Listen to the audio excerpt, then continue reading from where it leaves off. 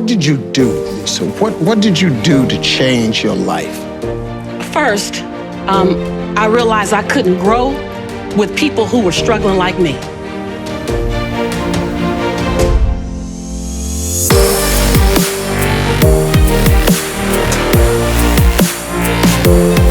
As I wanted to develop me, I had to be willing to climb, and I wanted to get to the top, and there's no elevator to the top. I gotta do my squats. I gotta work on my quads and my hamstrings and my calves, because I gotta climb to the top. We gotta climb.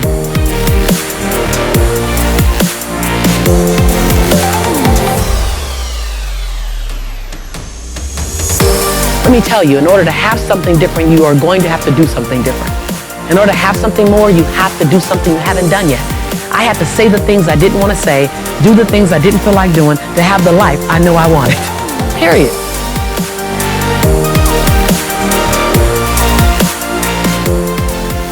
Your life, right now, as it exists today, your finances, your weight, your relationships, your career, your self-esteem, your self-image, your spiritual awareness, all of that is a result of the choices that you've made up until this moment. Big and small. And just so you know, your life, the way it appears today, is not a result of a few big choices. Even though that's the thing that we look back on. We go, I shouldn't have moved out of the state. I shouldn't have got into that relationship. I shouldn't have. We look at the big things. Well, I'm here to disrupt that mindset a bit. Your life experience right now is not so much a result of your big choices, while those impact you. It's really a result of a bunch of small little choices made consistently over a long period of time.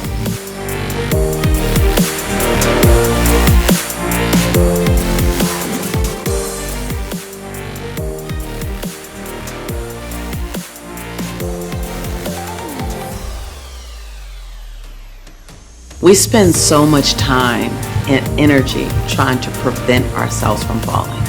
We spend so much energy trying to prevent a failure. We spend so much energy making sure we're safe.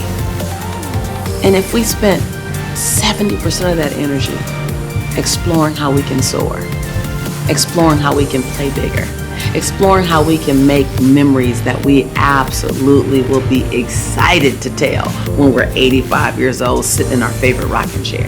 If we spent 40%, 50% of that same energy, how would our lives look differently? I'm not saying be reckless. I'm not saying do it without a plan.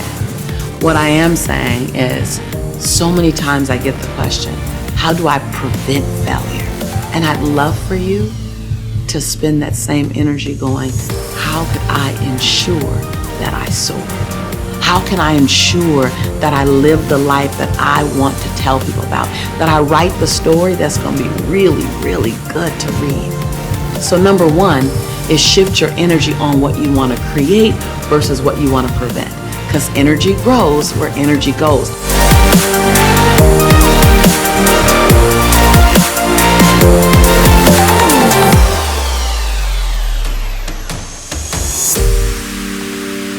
Bouncing back is refusing to listen to the negative chatter in my own head, refusing to listen to other people's perception of me, creating something from absolutely nothing.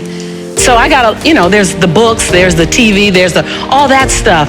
But my biggest accomplishment is being willing to give myself 1,000-second chances. And every time I got to 9.99, I pressed reset. Yeah. I didn't ask permission, I gave notice. At some point, I have to stop asking, can I be great? Can I be brilliant? Can I be okay and still be accepted? I just stopped asking permission and just gave notice unapologetically, not in a braggadocious way, not in a way that shrunk anyone else, in a way that said, I only got one life.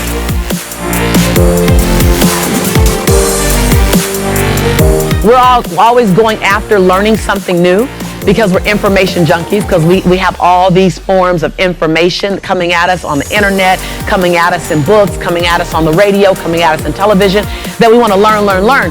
But sometimes your biggest breakthrough is in what you unlearn, and then you relearn. Sometimes you have to disrupt your soil, pull your soil up, take that dry dirt that's been planted for years. I know, I've just been knowing this for years. This is what my mother taught me. This is what we've always known. You have to disrupt that soil in order to plant a new seed to grow a new fruit. Sometimes the best thing you can do is unlearn some things. There's so much value in what you unlearn.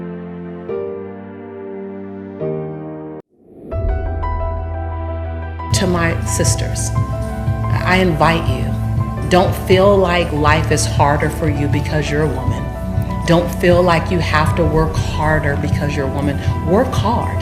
Just work hard. I never looked at, am I working harder as a woman? Am I working harder as a black person? Now, are there inequities? Absolutely. I am not blind to that. But like I said in the previous episode, energy grows where energy goes. So don't be successful as a woman. Be successful. Don't be successful as a man. Be successful. Don't be loving and giving as a black person or white person or Asian person. Be loving and giving. Just be. And then become contagious for someone else to want to be that way because they crossed your path.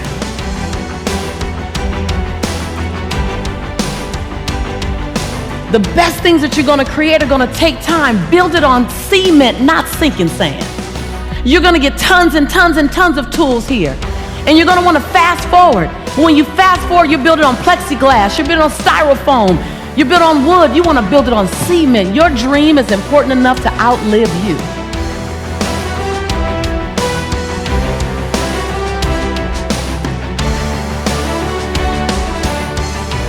When we talk about living our quest,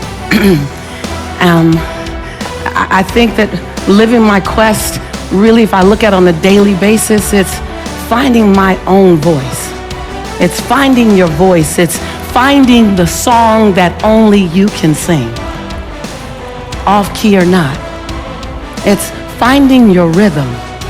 It's discovering what it feels like to walk in your shoes today. It won't look like it looked 10 years ago. Living your quest is, what can I do with my life so that my life becomes infectious to someone else? Living my quest looks like, how do I make my fingerprint matter so big that it lives beyond my transition day? Living your quest is, how can I forgive the perceivingly unforgivable so I can love the absolute lovable? Living your quest is, how do I give myself 1,000 second chances? You have to be willing to walk alone sometimes. You have to be willing to be the only person for a moment. And that moment might be a minute, it might be a month, it might be a year, it might be 10 years. You have to be willing to be the only person that sees your vision.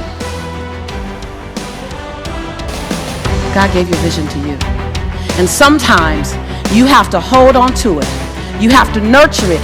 You have to feed it with time, feed it with a strategy, feed it with a plan, feed it with finances, feed it with projections, feed it with building your CEO muscle, feed it with action after action after action after action so that it can be born through you. I want to warn you about working so hard to create an amazing future that you miss a million nows. What does it take to make my choices become in alignment with the life that I say I want to live? Choice you made yesterday, if it wasn't in alignment with your greatest goal and your highest purpose, okay, yesterday's yesterday. Make a new choice today. You're not ever condemned or sentenced to making the same choice over and over and over again. Every day, every moment, you have a new opportunity to make a new choice. Choice is something you can control in every single moment.